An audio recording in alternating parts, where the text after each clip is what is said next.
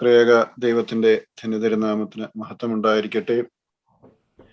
അനുഗ്രഹിക്കപ്പെട്ട ഈ സന്ധ്യയിലേക്ക് കർത്തൃനാമത്തിൽ എല്ലാവരെയും സ്വാഗതം ചെയ്യുന്നു. ഒരുമിച്ചായിരിക്കുവാനും ദൈവസന്നിധിയിൽ പരിശുദ്ധമായ നോമ്പിന്റെ കാലഘട്ടത്തിലൂടെ അനുഗ്രഹിക്കപ്പെട്ട ദിവസങ്ങളിലൂടെ കടന്നു പോകുമ്പോൾ ഒരുമിച്ച് പ്രാർത്ഥിക്കുവാനും ദൈവസന്നിധിയിൽ സമർപ്പിക്കുവാനും തക്കവണ്ണം ആയുസ്സും ആരോഗ്യവും ബലവും നൽകി ദൈവം നമ്മളെ പരിപാലിച്ചതിനെ ഓർത്ത് പരമകാരുണ്യവാനായ സർവശക്തനെ നമുക്ക് നന്ദി നിറഞ്ഞ ഹൃദയത്തോടെ സ്തുതിക്കാം, സ്തോത്രം ചെയ്യാം. ഇന്നത്തെ സന്ധ്യ ഏറ്റവും അനുഗ്രഹമായി തീരട്ടെ എന്ന് പ്രാർത്ഥിക്കുന്നു. ഇന്ന് ദൈവവചനം നമ്മളോട് സംസാരിക്കുവാൻ വേണ്ടി നമ്മുടെ ഇടവക കുടുംബത്തിലേക്ക് നമുക്ക് ദൈവത്താൽ നിയോഗിതനായിരിക്കുന്നത് ബഹുമാനപ്പെട്ട ജെറി ജോണച്ചനാണ്. അച്ഛൻ ഇപ്പോൾ ശുശ്രൂഷ അനുഷ്ഠിക്കുന്നത് മിഷിഗണിലുള്ള ഡിട്രോയിറ്റിലെ സെന്റ് മേരീസ് ദേവാലയത്തിലാണ്. അച്ഛനെ ഞാൻ പ്രത്യേകമായിട്ട് നിങ്ങൾക്ക് പരിചയപ്പെടുത്തേണ്ട കാര്യമൊന്നുമില്ല, വളരെ സുപരിചിതനാണ്. ദൈവത്താൽ അനുഗ്രഹീതമായിട്ടുള്ള താലന്തുകളെ ഏറ്റവും അനുഗ്രഹപൂർണമായ രീതിയിൽ ദൈവികമായ ശുശ്രൂഷയ്ക്ക് ഉപയോഗിക്കുവാൻ തക്കവണ്ണം ദൈവം തമ്പുരാൻ അച്ഛനെ തിരഞ്ഞെടുത്തിരിക്കുന്നു. അച്ഛൻ്റെ നല്ല നല്ല ഗാനങ്ങളൊക്കെയും നമ്മുടെ ആത്മീക ജീവിതത്തിൽ എപ്പോഴും നമുക്കൊരു ആശ്വാസമായി, ഒരു വിശ്വാസത്തിന്റെ ഒരു വലിയൊരു താങ്ങായിട്ട് എപ്പോഴും മാറാറുണ്ടെന്ന് നമുക്കറിയാം. അച്ഛൻ്റെ സ്വരത്തിലൂടെ എന്നും നമ്മൾ അച്ഛനെ ശ്രവിക്കുന്നുണ്ട്. ഇന്ന് നമ്മളോടായിരിക്കുവാൻ തക്കവണ്ണം ദൈവം അച്ഛനെ തിരഞ്ഞെടുക്കുകയും അച്ഛന് നമ്മുടെ കൂടെ ആയിരിക്കുവാൻ തക്കവണ്ണം സന്മനസ് കാണിക്കുകയും ചെയ്തതിനെ ഓർത്ത് പ്രത്യേകമായിട്ട് അച്ഛനോടുള്ള നന്ദി, സ്നേഹം അറിയിക്കട്ടെ. ബഹുമാനപ്പെട്ട ചെറിയച്ഛനും ഞാനും തമ്മിൽ വ്യക്തിപരമായിട്ട് ഒരുപാട് ബന്ധങ്ങളുണ്ട്. ഞങ്ങള് ഒരുമിച്ച് ഒരു സഹോദരങ്ങളുടെ പോലെ ജീവിക്കുന്ന ആളുകളാണ്. അതുകൊണ്ട് ആ ഒരു സ്നേഹം തന്നെയാണ് ഇന്ന് ഈ ഒരു ഇടവ കുടുംബത്തിലേക്ക് കടന്നു വരുവാൻ തക്കവണ്ണം അത് മുഖാന്തരമായെന്ന് ഞാൻ വിശ്വസിക്കുന്നു. ഞാൻ അച്ഛനെ ഇതിലേക്ക് ക്ഷണിച്ചപ്പോൾ ഏറ്റവും സന്തോഷത്തോടു കൂടി ആ ക്ഷണം സ്വീകരിക്കുകയും ഇപ്പോഴും എല്ലാ ദിവസങ്ങളിലും എല്ലാ നിമിഷങ്ങളിലും ഒരുമിച്ച് ഞങ്ങൾ പ്രാർത്ഥിക്കുകയും ഒരുമിച്ച് എല്ലാ കാര്യങ്ങളും പങ്കുവെക്കുകയും ചെയ്യുന്ന ദൈവാശ്രയത്തിലുള്ള രണ്ട് പുരോഹിതരാണ്. ആ ഒരു സ്നേഹബന്ധം എന്നും നിലനിൽക്കട്ടെ എന്ന് ഞാൻ പ്രാർത്ഥിക്കുന്നു. അച്ഛന് ഇന്ന് ഈ രാത്രിയിലേക്ക്, ഈ സന്ധ്യയിലേക്ക്, ഞങ്ങളുടെ ഇടവ കുടുംബത്തിലേക്ക് ദൈവവചന ഘോഷണത്തിനായിട്ട് പ്രത്യേകമായി ക്ഷണിക്കുന്നു. Thank you. പിതാവിനും പുത്രനും പരിശുദ്ധ റൂഹായിക്കും സ്തുതി ആദ്യം മുതൽ എന്ന് വന്നേക്കും തന്നെ ആമേൻ. എത്രയും ബഹുമാനപ്പെട്ട ഷിനോജ് അച്ഛൻ, അച്ഛൻ പറഞ്ഞ നല്ല വാക്കുകൾക്ക് ആദ്യമേ തന്നെ കൃതജ്ഞത രേഖപ്പെടുത്തുകയാണ്. അച്ഛൻ സൂചിപ്പിച്ചതുപോലെ ഈ സഹോദര ബന്ധം നിരന്തരമായി വളരുവാൻ തക്കതായ ദൈവകൃപ നമ്മളോടൊപ്പം നിരന്തരം ഉണ്ടായിരിക്കട്ടെ എന്ന് പ്രത്യേകാൽ പ്രാർത്ഥനയും ആശംസയും കരയേറ്റുകയും ചെയ്യുന്നു. ഇന്നേ ദിവസം ഈ ശുശ്രൂഷയ്ക്കായിട്ട് ദൈവനിയോഗത്താൽ എന്നെ വിളിക്കുകയും തിരഞ്ഞെടുക്കുകയും ചെയ്തു എന്നതിനെ ഓർത്ത് ആദ്യമേ തന്നെ നന്ദി പറഞ്ഞുകൊണ്ട് ഇന്നത്തെ തിരുവചന ശുശ്രൂഷയ്ക്കായിട്ട് ഞാൻ ഒരുങ്ങുകയാണ്. നമ്മുടെ തലകളെ വണക്കി ദൈവ ശുശ്രൂഷയ്ക്കായി നമുക്ക് നമ്മളെ തന്നെ ഒരുക്കാം. പിതൃപുത്ര പരിശുദ്ധാത്മാവാം ദൈവമേ, ഈ സന്ധ്യാസമയത്ത് നിന്റെ സന്നിധിയിൽ ഒരുമിച്ച് കൂടി വരുവാൻ തക്കവണ്ണവും ഈ നോമ്പിൻ്റെ വിശുദ്ധ ദിവസത്തിൽ നീ ഞങ്ങൾക്കായിട്ട് നൽകുന്ന ജീവിത അനുഭവത്തെ പങ്കുവെക്കുവാൻ തക്കവണ്ണവും ദൈവമായ കർത്താവെ നീ തിരഞ്ഞെടുത്ത് ഞങ്ങൾക്ക് നൽകിയിരിക്കുന്നതായ ഈ നിമിഷത്തെ ഓർത്ത് ഞങ്ങൾ നന്ദി പറയുന്നു. കർത്താവെ, നിന്റെ തിരുസന്നിധിയിൽ ഒരുമിച്ച് ചേർന്ന് വരുവാനും നിന്നിൽ നിന്ന് പഠിപ്പാനും നിന്നിൽ നിന്ന് ഗ്രഹിപ്പാനും തക്കവണ്ണം ഞങ്ങൾക്ക് ഇടവരുത്തിയല്ലോ. ദൈവമേ, ഞങ്ങൾ കേൾക്കുന്നതായ തിരുവചനങ്ങൾ ഞങ്ങളുടെ ഹൃദയത്തിൽ പ്രവേശിക്കുകയും അത് നല്ല നിലങ്ങളായി ഒരുക്കപ്പെട്ടിരിക്കുന്നുവെന്ന ബോധ്യത്തിൽ അതിൽ നിന്ന് 30, 60, 100 മേനിയായി ഫലം പുറപ്പെടുവിക്കത്തക്കതായ പ്രവർത്തികൾ ഞങ്ങളിൽ നിന്നുണ്ടാകുകയും ചെയ്യുവാൻ തക്കവണ്ണം നിന്റെ പരിശുദ്ധാത്മാവ് ഇടവരുത്തണമേ എന്ന് പ്രാർത്ഥിക്കുന്നു. കർത്താവെ, ഇന്ന് കേൾക്കുന്ന വചനം ഈ നിമിഷത്തേക്ക് വേണ്ടി മാത്രമുള്ളതല്ല എന്ന ബോധ്യത്തിൽ അത് ഞങ്ങളുടെ ജീവിതത്തിൻ്റെ നിരന്തരമായ അനുഭവങ്ങളിലേക്ക് കൊണ്ടുവന്നെത്തിക്കുവാൻ തക്കവണ്ണം നിന്റെ പരിശുദ്ധാത്മാവ് ഞങ്ങളെ പ്രേരിപ്പിക്കണമേ എന്ന് പ്രാർത്ഥിക്കുന്നു. ദൈവമേ, ഞങ്ങൾ എളിമപ്പെടുന്നു, വിനയപ്പെടുന്നു, ഞങ്ങളിലൂടെ നീ പ്രവർത്തിക്കണമേ എന്ന് പ്രാർത്ഥിക്കുന്നു. കർത്താവെ, നീ ഞങ്ങൾക്ക് നൽകുന്നതായ എല്ലാ കൃപകൾക്കും ഞങ്ങൾ നന്ദിയുള്ളവരായി ജീവിപ്പാൻ തക്കവണ്ണം ഞങ്ങളെ അനുഗ്രഹിക്കണമേ എന്ന് പ്രാർത്ഥിക്കുകയും ചെയ്യുന്നു. ആയത് ദൈവമാതാവായ വിശുദ്ധ മർത്തമറിയാമിൻ്റെയും കാവൽ പിതാവായ മാർ തോമാസ് ലീഹായുടെയും ശേഷം സകല ശുദ്ധിമാന്മാരുടെയും ശുദ്ധിമതികളുടെയും മധ്യസ്ഥതകളാലും പ്രാർത്ഥനകളാലും തന്നെ. ആമേൻ. കർത്താവിനാൽ അനുഗ്രഹിക്കപ്പെട്ട എൻ്റെ ദൈവ ജനമേ, വലിയ നോമ്പിലേക്ക് നമ്മൾ പ്രവേശിച്ചു കഴിഞ്ഞു. അതിൻ്റെ 2ാം ആഴ്ചയിലേക്കാണ് നമ്മൾ എത്തി നിൽക്കുന്നത്. കഴിഞ്ഞ ഞായറാഴ്ച കുഷ്ഠരോഗിയായ ഒരു മനുഷ്യനെ ക്രിസ്തു തമ്പുരാൻ സൗഖ്യപ്പെടുത്തുന്ന വായനയാണ് നമ്മൾ വായിക്കുകയും ഓർക്കുകയും ചെയ്തത്. ലൂക്കോസിന്റെ സുവിശേഷം 5-ാം അധ്യായം 12 മുതൽ 16 വരെയുള്ള വേദഭാഗങ്ങളിൽ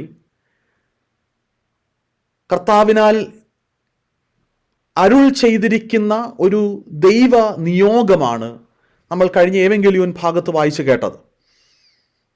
In Luke chapter 5 verse 12 to 16, we see a man full of leprosy encountering Christ.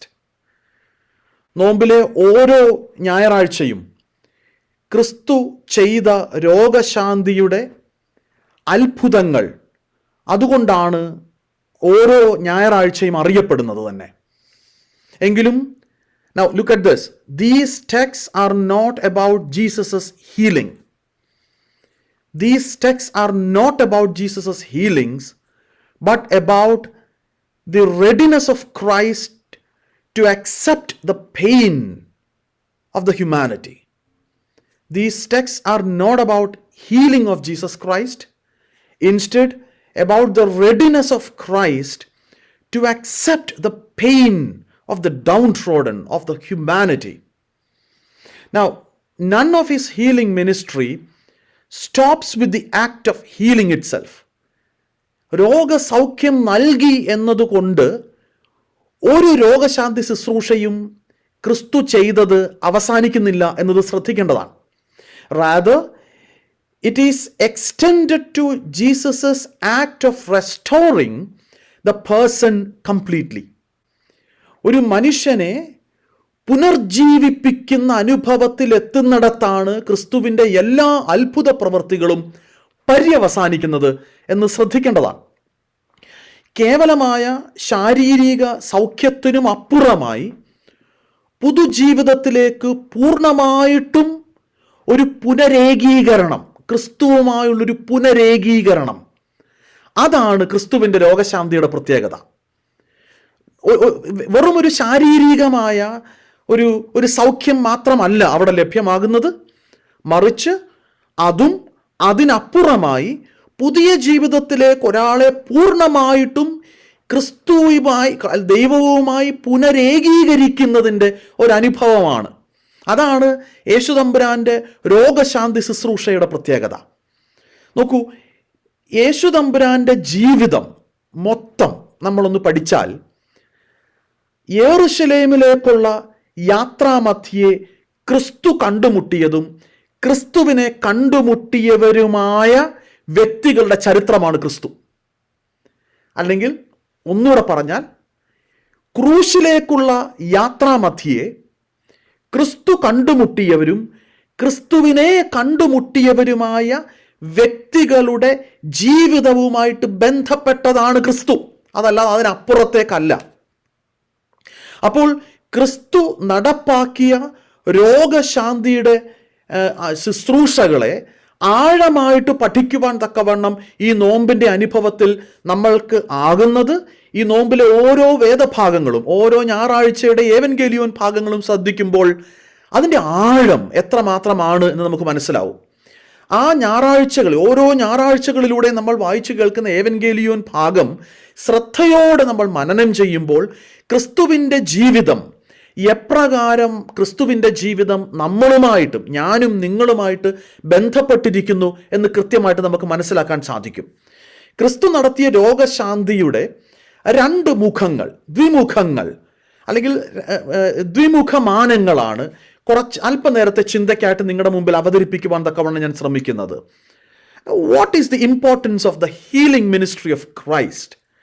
Or how should we understand? How do we understand the healing ministry of Christ? കാരണം നമ്മൾ ഓരോ ഞായറാഴ്ചയും വായിച്ച് കേൾക്കുന്നത്, പ്രത്യേകിച്ച് നോമ്പിൻ്റെ ഞായറാഴ്ചകളിൽ നാം വായിച്ച് കേൾക്കുന്നത് യേശു തമ്പുരാൻ സൗഖ്യം കൊടുക്കുന്നതിൻ്റെ വായനകളാണ്. അങ്ങനെയാണെങ്കിൽ we need to understand what is the importance of healing ministry of Christ. Why do we read it? Why do we need to read it? എന്താണ് ക്രിസ്തു നൽകുന്ന രോഗശാന്തിയുടെ പ്രത്യേകത? What is this healing? രണ്ട് പ്രത്യേക ചിന്തകളാണ് നിങ്ങളുടെ മുമ്പിലേക്ക് അവതരിപ്പിക്കുവാൻ തക്കവണ്ണം ഞാൻ ശ്രമിക്കുന്നത്. ഒന്നാമത്തത്, healing is N act of spiritual restoration. Healing is N act of spiritual restoration. രോഗശാന്തി എന്നത് ആത്മാവിൻ്റെ പുനരുജ്ജീവനമാണ്. ആത്മാവിൻ്റെ പുനരുജ്ജീവനം. നോമ്പിൻ്റെ ഓരോ ഞായറാഴ്ചയും ക്രിസ്തു നടപ്പിൽ വരുത്തിയ ചില രോഗശാന്തി ശുശ്രൂഷകളുടെ അനുസ്മരണമായിട്ടാണ് നമ്മൾ കൊണ്ടാടുന്നത്. Starting with the leper, the paralytic, the Canaanite woman, the cripple woman and the blind man തുടങ്ങി ഓരോരുത്തരെ സൗഖ്യമാക്കിയ സംഭവങ്ങളുടെ അനുസ്മരണമാണ്. അതുവഴിയായി ക്രിസ്തു മുന്നോട്ട് വെക്കുന്ന ദൈവീകവത്കരണത്തിൻ്റെ ആശയങ്ങളെ മനനം ചെയ്യലാണ് നോമ്പിനെ സംബന്ധിച്ചിടത്തോളം വിശ്വാസികളുടെ ദൗത്യവും കർത്തവ്യവും എന്ന് പറയുന്നത്. അപ്പോൾ ഈ അനുസ്മരണം, ഈ രോഗശാന്തിയുടെ അനുസ്മരണം ഒരു അത്ഭുത പ്രവർത്തകൻ അഥവാ ഒരു രോഗശാന്തി ശുശ്രൂഷകൻ എന്നതിനപ്പുറമായി ക്രിസ്തുവിനെ അറിയുവാൻ തക്കവണ്ണമുള്ള അവസരങ്ങളാക്കി നമുക്ക് വിനിയോഗിക്കുവാൻ സാധിക്കുന്നുണ്ടോ എന്ന ചോദ്യം ഉയരുന്നിടത്താണ് ഇന്നത്തെ ചിന്തയിലേക്ക് ഞാൻ നിങ്ങളെ ക്ഷണിക്കുന്നത്. Now, they all have a much bigger story to tell. They all have much bigger story to tell rather than merely portraying Jesus Christ as a magician or as a healer. അതിനും അപ്പുറമായി എന്തൊക്കെയോ ഈ സംഭവങ്ങൾ നമ്മളോട് സംസാരിക്കാൻ ആഗ്രഹിക്കുന്നുണ്ട്. Now, each person in these readings represents the different states of problems that our own spirits, our own souls are affected with. ഇതിലെ ഓരോ പ്രധാന കഥാപാത്രങ്ങളും നമ്മളൊന്ന് ആഴമായിട്ട് പഠിച്ചാൽ അവർ അനുഭവിക്കുന്ന വേദനകൾ യഥാർത്ഥത്തിൽ നമ്മളുടെ ആത്മാവിൻ്റെ നൊമ്പരമായി മനസ്സിലാക്കുമ്പോഴാണ് ഇതിൻ്റെ അർത്ഥത്തിൻ്റെ മാനം നമുക്ക് വ്യത്യസ്തമായിട്ട് തീരുന്നത്. Now look at the last Sunday's reading from the Gospel according to Saint Luke chapter 5 verse 12 to 16. Leprosy. Jesus healing the leper. Now, healing, as I said, is not a mere physical restoration but a spiritual restoration of the person. ഒരു ആത്മീകമായ പുനരുജ്ജീവനമാണ് അവിടെ നൽകുന്നത്. Now, what is leprosy? Leprosy is considered as a dreadful disease that destroys a person's ability to feel, that destroys the person's ability to feel, ability to sense. Okay, it causes numbness that would eventually make the person disabled. It represents the numbness of the spiritual state of humanity as it encounters the Son of God in his path towards cross. ക്രൂശിലേക്കുള്ള ക്രിസ്തുവിൻ്റെ യാത്രയിൽ വഴിമധ്യേ അവനെ എതിരിടുന്ന സൃഷ്ടിയുടെ ഒരു ചരിത്രം നമുക്ക് ആ ലെപ്പറിൽ കാണാൻ സാധിക്കും, ആ കുഷ്ഠരോഗിയിൽ നമുക്ക് കാണാൻ സാധിക്കും. എന്താണ് ഈ കുഷ്ഠമെന്ന് ഞാൻ പറഞ്ഞു. കുഷ്ഠം എന്ന് പറയുന്നത് ഇറ്റ് കോസസ് നംനെസ്, ഒരു മരവിപ്പിൻ്റെ അനുഭവമാണ്. ആത്മാവിൻ്റെ മരവിപ്പാണ് ഈ കുഷ്ഠരോഗിയിലൂടെ നമ്മൾ കാണാൻ സാധിക്കേണ്ടത്. സൃഷ്ടിയുടെ ആത്മാവിൽ വന്നിരിക്കുന്നതായ പാപം മൂലം വന്നുപോയതായ മരവിപ്പിൻ്റെ ദുരവസ്ഥയാണ് ഈ കുഷ്ഠരോഗിയിലൂടെ നമ്മൾ കണ്ടുമുട്ടുന്നത്. അങ്ങനെ ക്രൂശിലേക്കുള്ള യാത്രാമധ്യേ ക്രിസ്തുവിനെ എതിരിടുന്ന മരവിച്ച ആത്മ അനുഭവമുള്ള സൃഷ്ടിയുടെ ചരിത്രമാണ് കഴിഞ്ഞ ഞായറാഴ്ച നമ്മൾ വായിച്ചത്. ഇനിയും ആ കഥയെ പുറകോട്ടൊന്ന് പോയി വായിച്ചു നോക്കൂ. എത്ര മനോഹരമായ അർത്ഥം നമുക്ക് അവിടെ നിന്ന് തിരിച്ചറിയാൻ സാധിക്കും. ക്രൂശിലേക്കുള്ള യാത്രാമധ്യേ ദൈവപുത്രനെ എതിരിടുന്ന മരവിപ്പ്, ആത്മാവിൽ മരവിപ്പ് ബാധിച്ച ഒരു സൃഷ്ടിയുടെ ചരിത്രമാണ് ഈ കുഷ്ഠരോഗിയിൽ നമ്മൾ കാണേണ്ടത്. Now, as I said, leprosy causes numbness that would eventually makes the person disabled. Now, it represents the numbness of the spiritual state of humanity as it encounters Christ, the Son of God. Now, we will understand it better if we realize the way in which these people were, the lepers were treated during the period of Jesus Christ. യേശു തമ്പുരാന്റെ ഇഹലോക ജീവിത കാലഘട്ടത്തിൽ കുഷ്ഠരോഗികൾ അനുഭവിച്ചിരുന്ന വേദനകൾ, അവരുടെ ജീവിതാനുഭവം, സാമൂഹിക അന്തരീക്ഷം മനസ്സിലാക്കുവാൻ നമ്മൾ ശ്രമിക്കുമ്പോഴാണ് ഇതിൻ്റെ പൂർണ്ണ അർത്ഥത്തിലേക്ക് നമുക്ക് വരാൻ തക്കവണ്ണം സാധിക്കത്തുള്ളൂ. I hope you all might have seen the movie Ben Hur. Ben Hur പഴയൊരു മൂവിയാണ്, ഇംഗ്ലീഷ് മൂവിയാണ് ബെൻഹർ. അതിന് 3-3.5 മണിക്കൂർ നീളമുള്ള അതിമനോഹരമായൊരു മൂവിയാണ്. നിങ്ങളെല്ലാവരും കാണേണ്ട ഒരു മൂവിയാണ്. യേശു തമ്പുരാന്റെ ജീവിതകാലത്തിൽ ഇസ്രായേലിൻ്റെ പ്രദേശങ്ങളിൽ കുഷ്ഠരോഗികൾ അനുഭവിച്ചിരുന്ന വേദനയെ വളരെ മനോഹരമായിട്ട് ചിത്രീകരിച്ചിരിക്കുന്ന ഒരു മൂവിയാണ്. അതിനകത്തുനിന്ന് മാത്രമല്ല, ഈ കാലഘട്ടത്തിൽ കുഷ്ഠരോഗികൾ അനുഭവിച്ചിരുന്ന വേദന നമ്മൾ മനസ്സിലാക്കുവാൻ ശ്രമിക്കുന്നിടത്താണ് ഈ ക്രൂശിലേക്ക് പോകുന്ന ദൈവപുത്രനെ എതിരിടുന്ന ആത്മാവിൽ മരവിപ്പ് ബാധിച്ച സൃഷ്ടിയുടെ കഥ പൂർണ്ണമായി തീരുന്നത്. കുഷ്ഠം വന്നവനും അന്ധനും മൂകനും ബധിരനും കൂനുള്ളവളും രക്തസ്രാവക്കാരിയും തളർച്ചവാദ രോഗിയുമെല്ലാം ആ അവസ്ഥയിലായിരിക്കുന്നത് അവർ ചെയ്ത പാപത്താലാണ് എന്ന പഴയ നിയമ വിശ്വാസം ഇതിനോട് ചേർത്ത് വയ്ക്കുമ്പോഴാണ് ക്രിസ്തുവിൻ്റെ സൗഖ്യദായക ശുശ്രൂഷ കേവലം ഭൗതികമായ വിടുതലായിരുന്നില്ലെന്നും ആത്മാവിൻ്റെ പുനഃസ്ഥാപനമായിരുന്നു യഥാർത്ഥത്തിൽ അവിടെ നടന്നതെന്നും നമുക്ക് ബോധ്യമാകാൻ സാധിക്കത്തുള്ളൂ. ഇവരെല്ലാവരും ഈ രോഗത്തിലായിരിക്കുന്നതും അടിമപ്പെട്ടിരിക്കുന്നതും അവർ ചെയ്തതോ അവരുടെ പൂർവികർ ചെയ്തതോ ആയ പാപത്താലാണെന്ന ബോധ്യവും പഠിപ്പിക്കലും നിലനിൽക്കുന്നിടത്തും ക്രിസ്തു ഇവരെ കണ്ടുമുട്ടുമ്പോഴെല്ലാം നിങ്ങളുടെ പാപം മോചിച്ചിരിക്കുന്നു എന്ന് പറഞ്ഞുകൊണ്ട് ഇവരെ സമീപിക്കുന്നിടത്തുമാണ് സൃഷ്ടിയോടുള്ള ദൈവത്തിൻ്റെ കരുണയുടെ ഒരു ഹോളിസ്റ്റിക് വ്യൂ, ഒരു അപ്രോച്ച് നമുക്ക് അവിടെ കാണാൻ കൊണ്ട് സാധിക്കുന്നു. അല്ലെങ്കിൽ ഇത് കേവലം ഒരു കുഷ്ഠരോഗിയെ സൗഖ്യമാക്കി ക്രിസ്തു അങ്ങനെ പോയിക്കൊണ്ടിരിക്കുന്നു. അടുത്ത ആഴ്ച വേറൊരാളെ കാണുന്നു, അതിനടുത്ത ആഴ്ച മറ്റൊരാളെ കാണുന്നു, ഇവർക്ക് എല്ലാവർക്കും സൗഖ്യം കൊടുത്ത് ഏറ്റവും അവസാനം ഈ സൗഖ്യം കൊടുത്തതിൻ്റെ പേരിൽ മരിക്കുന്ന ഒരു ക്രിസ്തുവിനെയാണ് കാണുന്നത്. ഇതൊന്നും അല്ല കഥ. ഇതിനുമെല്ലാം അപ്പുറമായ ആഴത്തിൽ ക്രിസ്തുവിനെ പഠിക്കുവാൻ തക്കവണ്ണം നമുക്ക് സാധിക്കണം.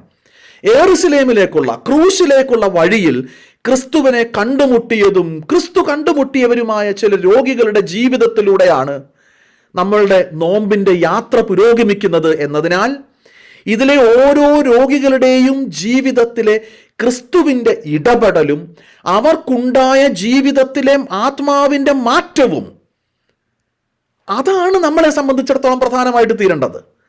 അതാണ് സൃഷ്ടിയുടെ ആത്മാവിനെ ക്രിസ്തു വീണ്ടെടുത്തത് എങ്ങനെയാണെന്ന കഥ നമുക്ക് ബോധ്യമാക്കി തരുന്നത്. As I mentioned, the leper is affected by numbness, senselessness to every normal human feelings. Now he represents the spiritual numbness that is affected that has been affected in the humanity, in the history of humanity due to the sin. പാപം മൂലം സൃഷ്ടിയിൽ വന്നുപോയതായ ആത്മാവിൻ്റെ numbness, മരവിപ്പ്, അതാണ് ഈ വ്യക്തിയിൽ നമ്മൾ കാണാൻ തക്കവണ്ണം ശ്രമിക്കേണ്ടത്. ഇവിടെയാണ് പാപം എന്ന വാക്കിൻ്റെ അർത്ഥം എന്താണെന്ന് നമ്മൾ അറിയേണ്ടത്. പലപ്പോഴും നമ്മൾ വിശുദ്ധ കുമ്പസാരത്തിലൂടെ നമ്മൾ കടന്നു ചെല്ലാനായിട്ട് പോവുകയാണ്. വലിയ നോമ്പ് അതിൻ്റെ കൂടെ ഒരു വലിയ അനുഭവം കൂടിയാണ്, കുമ്പസാരത്തിൻ്റെ അനുഭവമാണ്. എന്താണ് നമ്മൾ കുമ്പസാരത്തിൽ ഏറ്റുപറയുന്നത്? പാപം, നമ്മൾ ചെയ്ത പാപങ്ങളാണ് ഏറ്റുപറയുന്നത്. എന്താണ് പാപം? എന്താണ് ഈ പാപം? എന്തായിരുന്നു ആദമും ഹവ്വയും ചെയ്ത പാപം? എന്താണ് നമ്മൾ ഇന്ന് ചെയ്യുന്ന പാപം? അപ്പോൾ നമ്മൾ പറയും, ഓ ഞാൻ കള്ളം പറഞ്ഞു, ഞാൻ അങ്ങനെ ചെയ്തു, ഞാൻ ഇങ്ങനെ ചെയ്തു, അത് ചെയ്തു, ഇത് ചെയ്തു. അത് നിങ്ങളുടെ പ്രവൃത്തിയാണ്. പാപം എന്ന് പറയുന്ന സാധനം അതൊന്നും അല്ല. What is sin? It is, or how would I say that? Sin is nothing but being away from God. Sin is nothing but being away from God. The state of being away from God is what is called sin. ദൈവത്തിൽ നിന്ന് അന്യമായി തീരുന്നതാണ് പാപം. ദൈവത്തിൽ നിന്ന് ദൂരെയായി തീരുന്നതാണ് പാപം. ആ ദൈവത്തിൽ നിന്ന് നമ്മളെ ദൂരെ താക്കുന്ന അനുഭവത്തിൽ നിലനിൽക്കുന്നതാണ് പാപം. It is a state of being separated from God and the goodness of God. പാപം എന്ന് പറഞ്ഞാൽ ഇതാണ്, അല്ലാതെ വേറൊന്നുമല്ല. അപ്പോൾ നമ്മൾ തെറ്റായൊരു പ്രവൃത്തി ചെയ്യുകയും ആ തെറ്റായൊരു പ്രവൃത്തി മൂലമായി ദൈവത്തിൽ നിന്നും നന്മയിൽ നിന്നും ഞാനും നിങ്ങളും അന്യമായി തീരുന്ന അനുഭവമാണ് പാപം. അങ്ങനെ സത്യത്തിൽ നിന്നും നീതിയിൽ നിന്നും ന്യായത്തിൽ നിന്നും ധർമ്മത്തിൽ നിന്നും ശരിയിൽ നിന്നുമെല്ലാം മാറി നിൽക്കുവാൻ തക്കവണ്ണം, വിട്ടുമാറുവാൻ തക്കവണ്ണം നമ്മൾ പ്രേരിപ്പിക്കപ്പെടുന്നുണ്ടെങ്കിൽ നമ്മൾ പാപത്തിലേക്കാണ് പ്രേരിപ്പിക്കപ്പെടുന്നത്. അപ്പോൾ what is sin? Sin is a state of being away from God and the goodness of God. Now, this sin has brought spiritual numbness in humanity. Now, it has brought death to the spiritual senses of human soul. എന്താണ് പാപം മൂലം മനുഷ്യകുലത്തിന്റെ ചരിത്രത്തിൽ വന്നത്? വേദപുസ്തകം പറയുന്നുണ്ട്, പാപം മൂലം വന്നത് മരണമാണ്. എന്താണ് മരണം? ദൈവത്തിൽ നിന്ന് അന്യമാകുന്നതാണ് മരണം. അപ്പോൾ ക്രിസ്ത്യാനിക്ക് മരണമുണ്ടോ? ക്രിസ്ത്യാനിക്ക് മരണമില്ല. ക്രിസ്ത്യാനി മരിക്കുമെന്ന് ആരാ പറഞ്ഞത്? നമ്മുടെ എല്ലാവരുടെയും വിശ്വാസം ജനിച്ചാൽ മരിക്കുമെന്നാണ്. ജനിച്ചാൽ മരിക്കുമെന്ന് ഒരു ഉറപ്പുമില്ല. മരിക്കണോ വേണ്ടോ എന്നുള്ളത് നമുക്ക് തീരുമാനിക്കാം. എൻ്റെ ശരീരം ഭക്ഷിക്കുകയും എൻ്റെ രക്തം കുടിക്കുകയും ചെയ്യുന്ന ഒരു നാളും മരിക്കയില്ലെന്ന് പറഞ്ഞിട്ട് വീണ്ടും ഇപ്പുറത്ത് നിന്നുകൊണ്ട് നമ്മൾ പറയും, ഓ നമ്മുടെ അപ്പച്ചന്മാർ മരിച്ചുപോയി, അമ്മച്ചമാർ മരിച്ചുപോയി എന്ന് പറഞ്ഞാൽ അർത്ഥം എന്നാണ്? അവർ അവിശ്വാസികളാണെന്നാണ് നമ്മൾ പറയുന്നത്. They are not dead. അപ്പോൾ പാപം മൂലം സംഭവിച്ചതാണ് മരണം. എന്താണ് പാപം? ദൈവത്തിൽ നിന്ന് അന്യമാകുന്നതാണ് പാപം എന്ന് പറയുന്നത്. ദൈവത്തിൽ നിന്ന് അന്യമാകുന്ന അനുഭവത്തിൽ ഒരാൾക്ക് വന്നു ഭവിക്കുന്നതാണ് പാപമെങ്കിൽ അതിൻ്റെ പ്രകടമായ റിസൾട്ട്, കോൺസിക്വൻസ്, അതാണ് ഡെത്ത് എന്ന് പറയുന്നത്. അപ്പോൾ ഈ നംനെസ് എന്ന് പറയുന്നത് ആ മരണമാണ്. അപ്പോൾ പാപം മൂലം നമ്മൾ അല്ലെങ്കിൽ ദൈവത്തിൽ നിന്ന് അന്യമാക്കുന്ന ജീവിതാനുഭവത്തിലേക്ക് നമ്മളുടെ ജീവിതത്തെ വഴി നടത്തിയാൽ നമ്മൾക്ക് സംഭവിക്കുന്നത് നമ്മുടെ ആത്മാവിൻ്റെ മരണമാണ്. Our spirit, our soul would become numb. You are killing your soul. അപ്പോൾ the sin has brought spiritual numbness. It has brought death to the spiritual senses of human soul. Being numb and senseless, the spirit or the soul is unable to feel the love of God, to feel the mercy and kindness of God. അപ്പോൾ it has made our soul disabled from being able to feel the goodness from God. അപ്പോൾ അതാണ് ഈ കുഷ്ഠരോഗിക്ക് സംഭവിക്കുന്നത്. അവൻ നമ്പായി തീർന്നു. അവന് ഒരു ഫീലിംഗും ഇല്ല. അവൻ്റെ കൈയൊക്കെ നമ്പായി തീർന്നു, സെൻസ്ലെസ്. അവന് സെൻസ് ഇല്ലാത്ത ഒരു നമ്പായി തീരുന്ന, മരവിച്ചു പോയി കഴിഞ്ഞ് പിന്നെ അവിടെ മുള്ളു കുത്തിയാൽ പോലും നമ്മൾ അറിയുന്നില്ല. അങ്ങനൊരു ജീവിതാനുഭവത്തിലേക്ക് വീണുപോയ സൃഷ്ടിയെയാണ് യേശു തമ്പുരാൻ ക്രൂശിലേക്കുള്ള പ്രയാണത്തിൻ്റെ നടുവിൽ കണ്ടുമുട്ടുന്നത്. സൃഷ്ടി എന്താണ് ക്രിസ്തുവിനോട് പറയുന്നത്? നിനക്ക് മനസ്സുണ്ടെങ്കിൽ എന്നെ ശുദ്ധനാക്കാൻ കഴിയും. യേശു എന്താണ് ചെയ്തത്? What was his response? Did he say എനിക്ക് മനസ്സുണ്ട് നീ ശുദ്ധമാകാന്നാണോ പറഞ്ഞത്? അങ്ങനെ പറഞ്ഞു. പക്ഷെ അതിന് മുമ്പൊരു കാര്യം ചെയ്തു. അവനെ തൊട്ടു. He touched the untouchable. He touched the untouchable. ഒരു ഹോപ്പുമില്ലാത്ത മരവിച്ചിരുന്ന സൃഷ്ടിയുടെ മനസ്സിനെ ദൈവം തൊട്ടു. ആൻഡ് ദെൻ ഹി സെഡ്, എനിക്ക് മനസ്സുണ്ട്, നീ ശുദ്ധനാകാം. ഇതാണ് നമ്മൾ ആദ്യം വായിച്ചു കേൾക്കുന്നത്. Look into the case of the paralytic next. Look into the case of the paralytic. The paralytic represents the immobility of the soul. The paralytic represents the immobility of the human soul. We must remember that New Testament on multiple times has made it very clear that spirit of God or Spirit itself is dynamic and it mobilizes everything. ആത്മാവിൻ്റെ അചഞ്ചലതയാണ്, നിർജീവതയാണ് parallactic മാൻ എന്ന വ്യക്തിയിലൂടെ നമ്മൾ പഠിക്കുകയും മനസ്സിലാക്കുകയും ചെയ്യേണ്ടത്. സൃഷ്ടിയുടെ പാപം മൂലം അതിൻ്റെ ആത്മാവിന് വന്നിരിക്കുന്നതായ അചഞ്ചലത, നിർജീവതയാണ് ഈ വഴിയിൽ ക്രിസ്തു കണ്ടുമുട്ടുന്നത്. ഈ ക്രിസ്തുവിൻ്റെ യാത്ര അറിയാമല്ലോ, അവൻ യാത്ര ആരംഭിച്ചിരിക്കുന്നത് ക്രൂശിലേക്കാണ്. ഈ യാത്ര അവസാനിക്കുന്നത് ക്രൂശിലല്ല, അവസാനിക്കുന്നത് പുനരുത്ഥാനത്തിലാണ്. പക്ഷേ ഈ ക്രൂശ് അവന് നേരിടേണ്ടി വരുന്നുണ്ട്. ഈ യാത്രയിലുടനീളം അവൻ കണ്ടുമുട്ടുന്ന വ്യക്തികൾ സൃഷ്ടിയുടെ തന്നെ റെപ്രസെൻറ്റേറ്റീവ്സ് ആണ്. They represent different dimensions of humanity or human soul. Now the first person represented the numbness of human spirit. The second person represents the immobility of human spirit. The paralytic man represents the immobility of the soul of the humanity. ദൈവം അവന് സൗഖ്യം കൊടുക്കുകയാണ്. Now look at the third person. Canaanite woman ആണ്. നാലാമത്തെ ഞായറാഴ്ച Canaanite വുമണിനെയാണ്. തൻ്റെ ഭൂതഗ്രസ്തയായ മകളുടെ അവസ്ഥയിൽ ഒന്നും ചെയ്യുവാൻ കഴിയാതിരിക്കുന്ന ഒരു അമ്മയുടെ നിസ്സഹായ അവസ്ഥയാണ്. Now the Canaanite woman represents a situation when the spirit becomes helpless and hopeless. The spirit becomes helpless and hopeless. She represents the inability of the soul to remain normal as it is affected by serious other concerns. ലോകത്തിൻ്റെ അപ്പുറത്തും ഇപ്പുറത്തും ചുറ്റുവട്ടങ്ങളിലുമൊക്കെ നടക്കുന്ന കാര്യങ്ങളോട് പ്രതികരിക്കുവാൻ തക്കവണ്ണമുള്ള വ്യഗ്രത ഉണ്ടായിട്ടും ഒന്നും ചെയ്യുവാൻ സാധിക്കാത്തതായ humanity, സൃഷ്ടിയുടെ മനസ്സിൻ്റെ, ആത്മാവിൻ്റെ പ്രകടനമാണ് സത്യത്തിൽ ഈ വ്യക്തിയിലൂടെ നമ്മൾ കാണുന്നത്. നിരാശ്രിതത്വമാണ് സൃഷ്ടിയുടെ ആത്മാവിൻ്റെ നിരാശ്രിതത്വം, നിരാശ, നിസ്സഹായ അവസ്ഥ. ഇതിൻ്റെ എല്ലാം പ്രകടമായൊരു ഭാവമാണ് ഈ കാനനൈറ്റ് വുമണിലൂടെ നമ്മൾ കാണുന്നത്.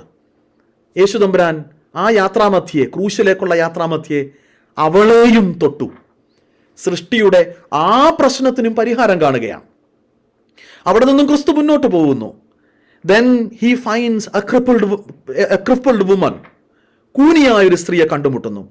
And the crippled woman represents the inability of the soul to raise up to the normal life.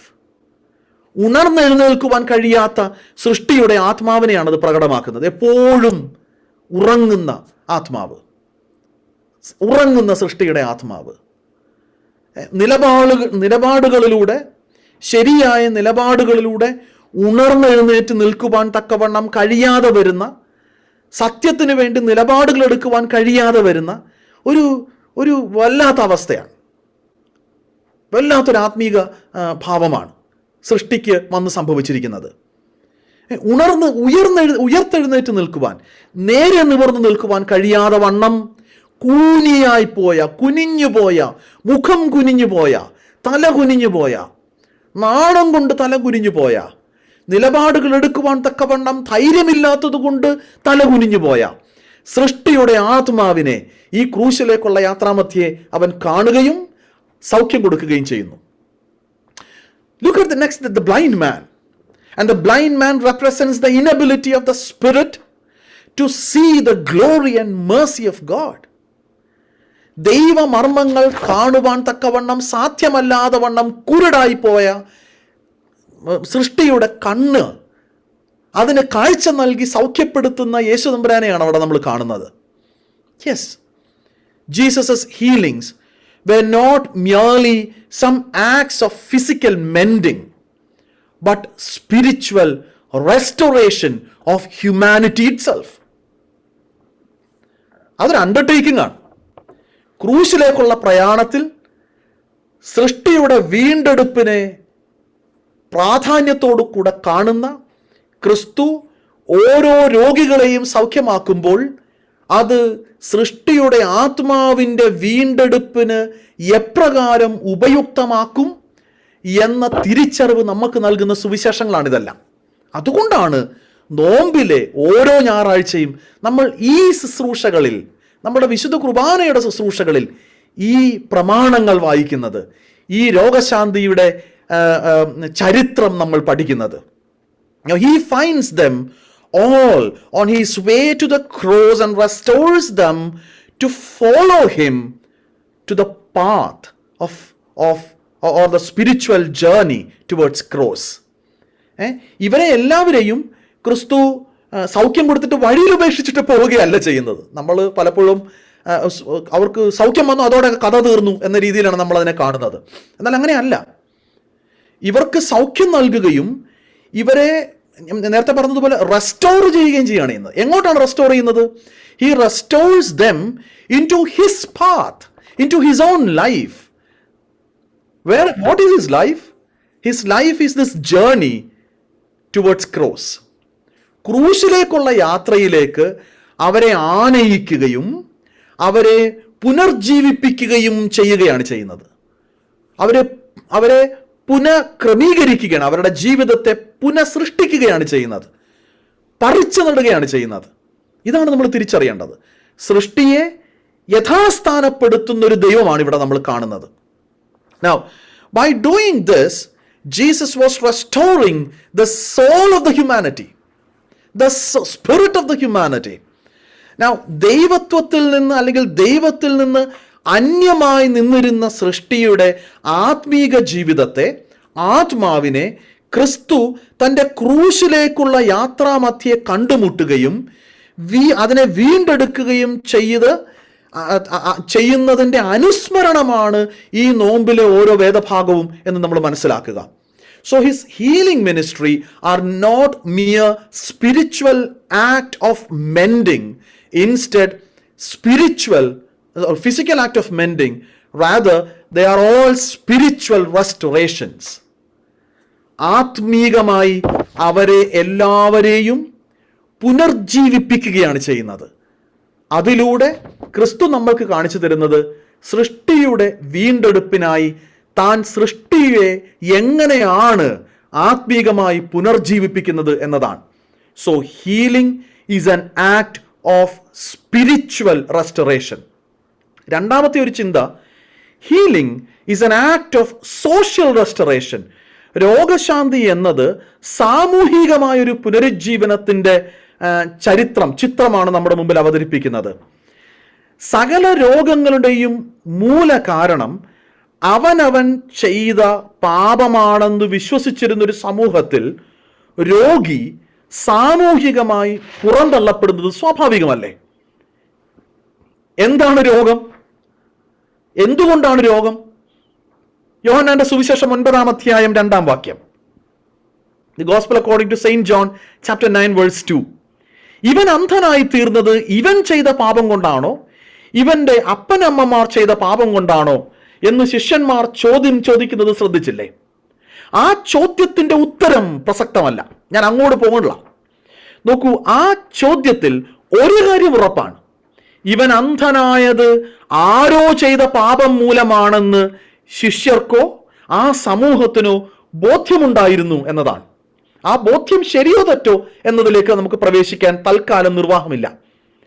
അപ്പോൾ now this understanding of illness as the consequence of sin resulted in marginalizing the weaker ones in the society, the sick ones in the society. The society had no hesitation in throwing the sick people or the ill ones, the weaker ones, out to the margins if they are found weak and sick. Now the society provided normal life only for those strong ones, the so-called fittest. നമ്മൾ survival of the fittest ഒക്കെ പഠിച്ചവരാണല്ലോ. അപ്പോൾ fittest എന്ന് സമൂഹത്തിന് തോന്നുന്നവർ മാത്രം, അല്ലെങ്കിൽ fittest എന്ന് പൊതുസമൂഹത്തിന് തോന്നുന്നവർക്ക് മാത്രം ജീവിക്കുവാനുള്ള ഇടമായി അവർ ആ സാമൂഹിക അന്തരീക്ഷത്തെ പരുവപ്പെടുത്തിയെടുക്കുകയാണ് ചെയ്യുന്നത്. അപ്പോൾ വേദനകൾ അനുഭവിക്കുന്നുണ്ടെങ്കിൽ, നിനക്ക് രോഗമുണ്ടെങ്കിൽ, നിന്റെയും എൻ്റെയും രോഗത്തിൻ്റെ കാരണം ഞാനും നീയും ചെയ്തു പോയ തെറ്റുകൊണ്ടാണ് എന്ന ബോധ്യത്തിൽ നിന്ന് ഉരുത്തിരിഞ്ഞു വരുന്ന സാമൂഹിക മാനം, അത് കൊണ്ടുവന്നെത്തിക്കുന്ന വിപത്ത് എന്താണ്? അങ്ങനെ കുറവുള്ളവർ സമൂഹത്തിൻ്റെ വരമ്പുകളിലേക്ക് തള്ളപ്പെടുകയാണ്. Now the society provided normal life only for those people whom they thought are fittest. Look at the case of the leper in the Gospel according to St. Luke chapter 5 verse 12 to 16. The lepers were not allowed to wear anything other than torn clothes. They were to live their lives entirely in camps exclusively set for them outside the city walls. Now, if they come out of their camps, they were to shout unclean, unclean. ഞാൻ അശുദ്ധനാണ് എന്ന് നിലവിളിച്ചുകൊണ്ട് മാത്രമേ വഴിയിലൂടെ സഞ്ചരിക്കുവാൻ പാടുള്ളൂ എന്നൊരു സാമൂഹിക അന്തരീക്ഷത്തിൽ ജീവിച്ചിരുന്നവരാണ് അവർ. They must not approach people. They were not allowed to approach people. They were not allowed to enter the city. And if they enter the city, they will be given capital punishment of 39 lashes. 39 ചമ്മട്ടിയടി, ചാട്ടവാറടിക്ക് വിധേയനാകേണ്ടി വരും ഈ സിറ്റിക്കുള്ളിലേക്ക് പ്രവേശിച്ചാൽ, നഗര കവാടത്തിനുള്ളിലേക്ക് പ്രവേശിച്ചാൽ. Now, if they touched animals, the animals must be killed. If they enter a house, the house must be burned. Now, the society branded them as non-humans, not eligible for life nor death. ജീവിതത്തിനോ മരണത്തിനോ യോഗ്യരല്ലാത്തവർ എന്ന രീതിയിൽ സമൂഹത്തിൻ്റെ അതിർവരമ്പുകൾക്ക് വെളിയിലേക്ക് തള്ളപ്പെട്ടു പോയൊരു സമൂഹമാണ് കുഷ്ഠരോഗികൾ. മനുഷ്യരായി പരിഗണിക്കപ്പെടാത്തൊരു സമൂഹം. Now the society used religion as a tool. അതാണ് ഏറ്റവും അപകടകരം. The society used religion as a tool to dehumanize the weaker ones. To dehumanize the weaker ones, society used Bible, used the church, used the religion.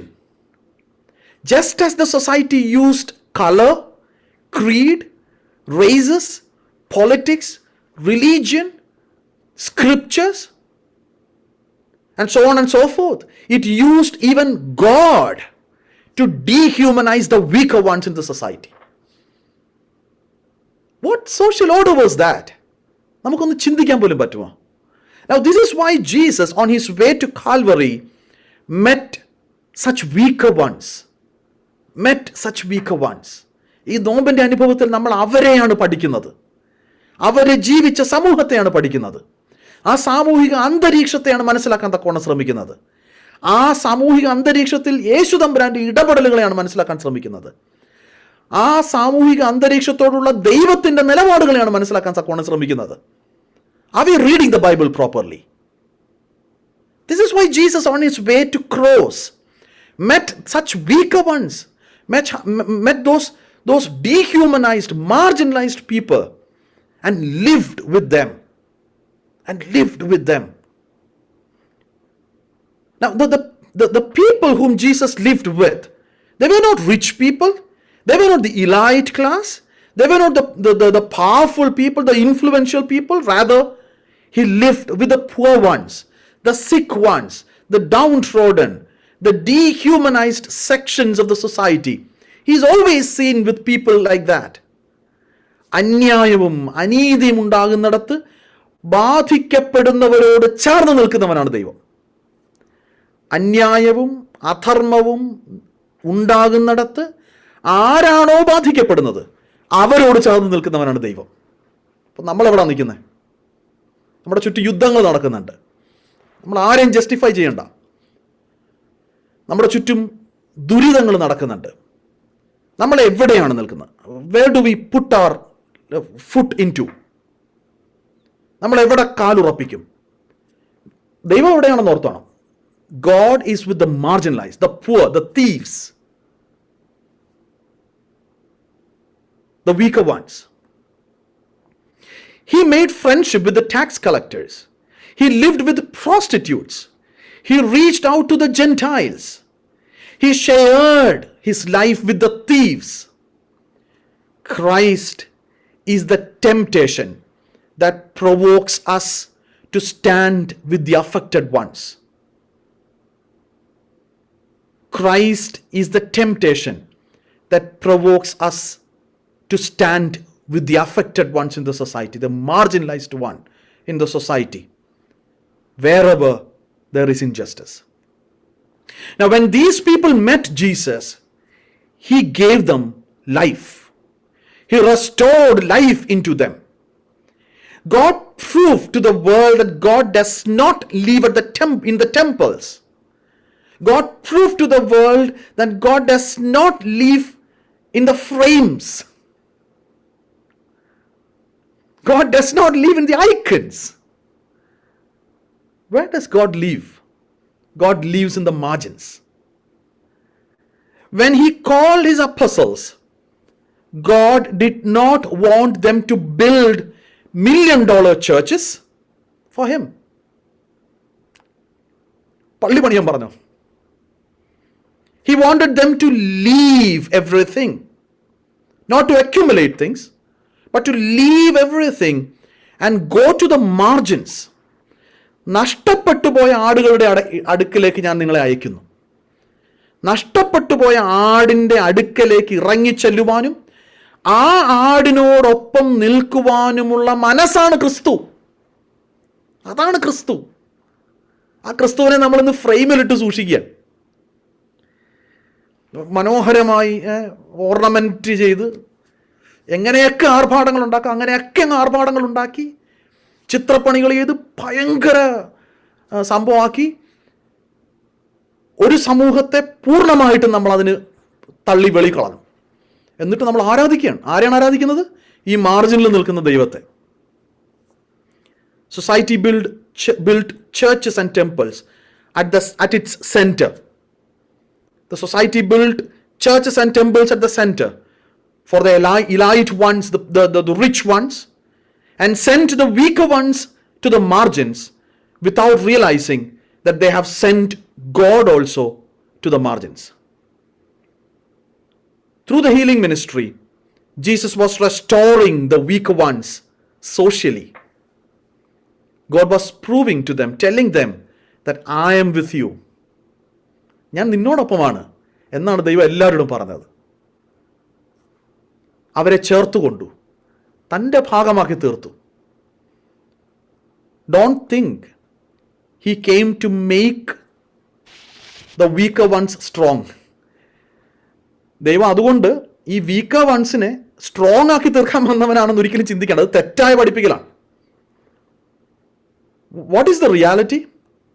God did not make the weaker ones strong. Instead, God became weaker ones and lived with the weaker ones. God became weaker one, being strong. God became weaker one and lived with the weaker ones.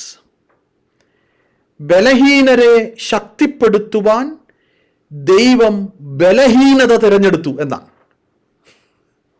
ബലഹീനരെ ശക്തിപ്പെട്ടു. എങ്ങനെയാണ്? ദൈവം തങ്ങളോട് കൂടെ ബലഹീനനായി തീർന്നത് വഴിയായി. ഇതാണ് നോമ്പിൻ്റെ പാഠം. ഓരോ ഞായറാഴ്ച നമ്മൾ വായിച്ചു കേൾക്കുന്നത് ഇതാണ്. We are called to be strong, not by accumulating our wealth, our power, not by sending out the weaker ones to the margins, but by putting our legs, putting our feet outside into the margins, standing with our God who is at the margins. അതാണ് ക്രിസ്തുവിൻ്റെ healing മിനിസ്ട്രിയുടെ പ്രത്യേകത. ഞാൻ എൻ്റെ വാക്കുകൾ അവസാനിപ്പിക്കുകയാണ്. സമയം ഏതാണ്ട് അവസാനിച്ചു. 2 ചിന്തകളാണ് നമ്മൾ യേശുതമ്പുരാൻ്റെ ഹീലിംഗ് മിനിസ്ട്രിയുമായിട്ട്, പ്രത്യേകിച്ച് നോമ്പിൻ്റെ ഈ അനുഭവത്തിൽ നമ്മൾ നിരന്തരമായി വായിച്ച് കേട്ടതും വായിച്ച് കേൾക്കുവാനായിട്ടിരിക്കുന്നതുമായ ഏവൻഗേലിയോൻ ഭാഗത്തിലെ ഓരോ ഞായറാഴ്ചയിലെ വായനകളും യേശുതമ്പുരാൻ്റെ രോഗശാന്തി സൗഖ്യദായക ശുശ്രൂഷയുമായിട്ട് ബന്ധപ്പെട്ടതാണെങ്കിൽ ഈ സൗഖ്യദായക ശുശ്രൂഷകളെ പൂർണ്ണമായിട്ടും മനസ്സിലാക്കുവാൻ തക്കവണ്ണം ശ്രമിക്കാൻ നമുക്ക് സാധിക്കണം. സൃഷ്ടിയുടെ ചരിത്രത്തിൽ ആത്മാവിലുള്ള, സൃഷ്ടിക്ക് ദൈവം നൽകിയ ആത്മാവിനെ പുനർജീവിപ്പിക്കുന്ന പ്രക്രിയയാണ് യഥാർത്ഥത്തിൽ ഈ ഹീലിംഗ് മിനിസ്ട്രി എന്ന് പറയുന്നത്. അതല്ലാതെ കേവലമായ ഭൗതികമായൊരു രോഗസൗഖ്യമല്ല. ഇറ്റ് വാസ് ദെയർ, അതുകൊണ്ട്. എന്നാൽ അതിനപ്പുറമായി നിൽക്കുന്ന സൃഷ്ടിയുടെ പുനർജീവനം, അതാണ് healing ministry. The spiritual restoration of the creation and the social restoration of the people. Spiritual restoration of the creation and the social restoration of the people. ഇതാണ് യേശു തമ്പുരാൻ്റെ ഹീലിംഗ് മിനിസ്ട്രി. നമ്മളെ സംബന്ധിച്ചിടത്തോളം ഈ നോമ്പിൻ്റെ അനുഭവങ്ങൾ അപ്രകാരമുള്ള ആത്മീക പുനർജീവനത്തിന് നമ്മളെ വിധേയമാക്കുവാൻ തക്കവണ്ണം ഉതകുന്നതാകണം. അതിനാണ് കുമ്പസാരങ്ങൾ, അതിനാണ് വിശുദ്ധ കുർബാനയുടെ അനുഭവം, അതിനാണ് പ്രാർത്ഥനകളും ഉപവാസങ്ങളും എല്ലാം സഭ ക്രമീകരിച്ചിരിക്കുന്നത്. അതുവഴിയായി ആത്മീകമായ ഉണർവുള്ളവരായി നമ്മൾ തീരണം. ക്രിസ്തുവിൻ്റെ ക്രൂശിലേക്കുള്ള പ്രയാണത്തിൽ അവനെ കണ്ടുമുട്ടി ആത്മീക ഉണർവുള്ളതായി തീർന്ന സൃഷ്ടിയുടെ ഭാഗമായി നിൽക്കുവാൻ എനിക്ക് നിങ്ങൾക്കും സാധിക്കണം.